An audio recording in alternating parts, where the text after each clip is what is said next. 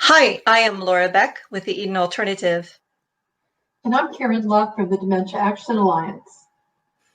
and we're here together to spend a little time with Dr. Al Power, author, geriatrician, and international dementia educator, to have a conversation that we'll tell you more about in just a moment. But Dr. Power, do you want to say hello? Hi, everybody. Good to be here. So we're thrilled to have Dr. Power join us today because we have big news.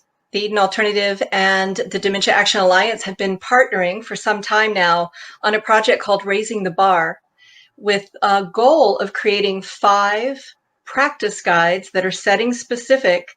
But what's special about them is that they are focused entirely on person and relationship centered dementia care.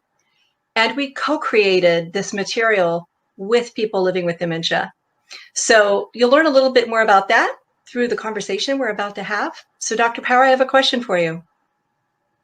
I'm wondering if you could tell us why now, more than ever in the COVID era, having a resource focused on person and relationship-centered practices is more important than ever.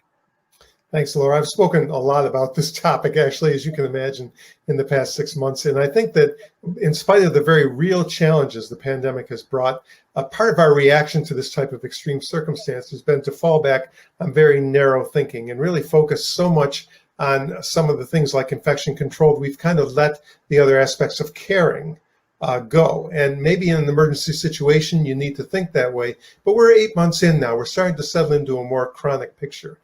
But we're starting to fall back on some dangerous practices like physical, chemical restraints, etc. So I think we need to remind people that infection control and supporting well-being for people with dementia is not an either-or thing.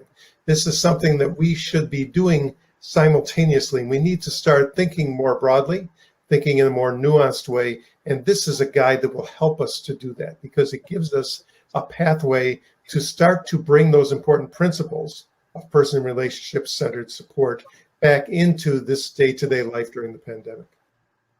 Oh, that's really helpful information, Al. Now, I have a question, please. As a physician, what do you think Raising the Bar offers assisted living providers that is different from other resource offerings?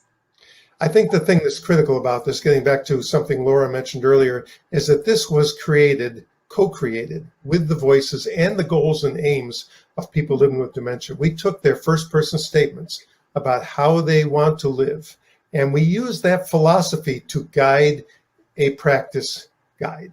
And so we get into interpersonal aspects and we get into operational aspects. We get into physical design, we get into governance, we get into healthcare, and all those things are covered, but they come from that philosophy-driven approach. And I think that most guides that are out there are not nearly as comprehensive, but also are focused on governance, focusing on operations.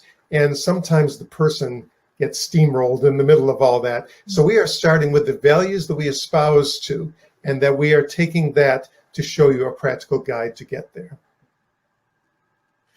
Al, I love that response.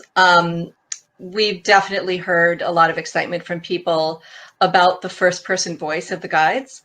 And so we're excited to tell you that this week we are launching the first practice guide for the Raising the Bar initiative. And it is called the Practice Guide for Assisted Living Communities. So starting October 22nd, that's today, you'll be able to get the information if you want to get it now. So just make sure that you look below. There'll be a link available to a landing page that will fill in the gaps for you and offer you information if it's something that you want to get for your organization and to move forward with. But I just want to thank Karen and Al for joining me.